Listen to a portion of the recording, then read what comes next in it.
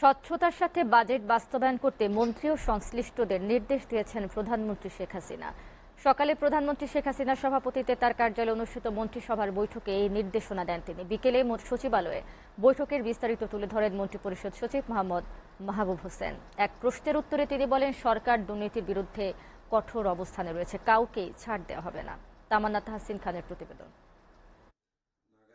প্রধানমন্ত্রীর কার্যালয়ে প্রধানমন্ত্রী শেখ হাসিনার সভাপতিত্বে মন্ত্রিসভার নিয়মিত বৈঠক অনুষ্ঠিত হয়। বৈঠকে Sheikh Hasina institute of frontier technology আইনের খসড়া অনুমোদনের জন্য মন্ত্রিসভায় উপস্থাপন করা হয়, কিন্তু প্রধানমন্ত্রী তার নামে কোনো প্রতিষ্ঠান করতে দিতে সম্মতি দেননি।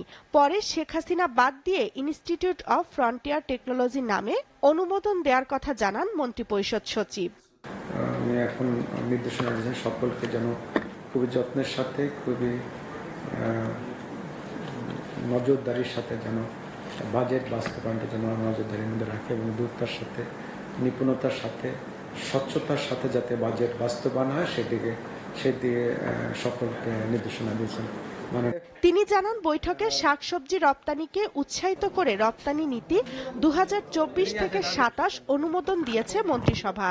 এতে নারী উদ্যোক্তারা বিশেষ সুবিধা পাবে। মাননীয় প্রধানমন্ত্রীর নির্দেশ শুধু সফটওয়্যার না, আমাদের যে ইলেকট্রনিক ডিভাইস সেটি রপ্তানিতেও যেন আমরা বিশেষ উৎসাহ প্রদান করি সে বিষয়ে নির্দেশনা দিয়েছেন। টার্গেট হচ্ছে 110 বিলিয়ন রপ্তানির ক্ষমতাকে টার্গেট করে এটি করা হয়েছে। সরকারি কর্মকর্তাদের দুর্নীতির বিষয়ে কথা বলেন মন্ত্রিপরিষদ সচিব। যখনই এই বিষয়টা সরকারের নজরে আসে, সরকারের তরফ থেকে কোনো প্রশ্রয় দেওয়া হচ্ছে এবং সরকারের সকল যন্ত্র, প্রশাসন যন্ত্র এই ব্যাপারে, এই দুর্নীতিবাজদের বিরুদ্ধে ব্যবস্থা নেওয়ার ব্যাপারে তো কেউ কখনো কোনো রকম বাধা কিংবা কোনো প্রশ্ন উত্থাপন করে। প্রত্যেকেই এক্ষেত্রে সরকারের সকল মেকানিজম এই দুর্নীতিবাজদের বিরুদ্ধে ব্যবস্থা নিতে সবসময় সহযোগিতা করছে।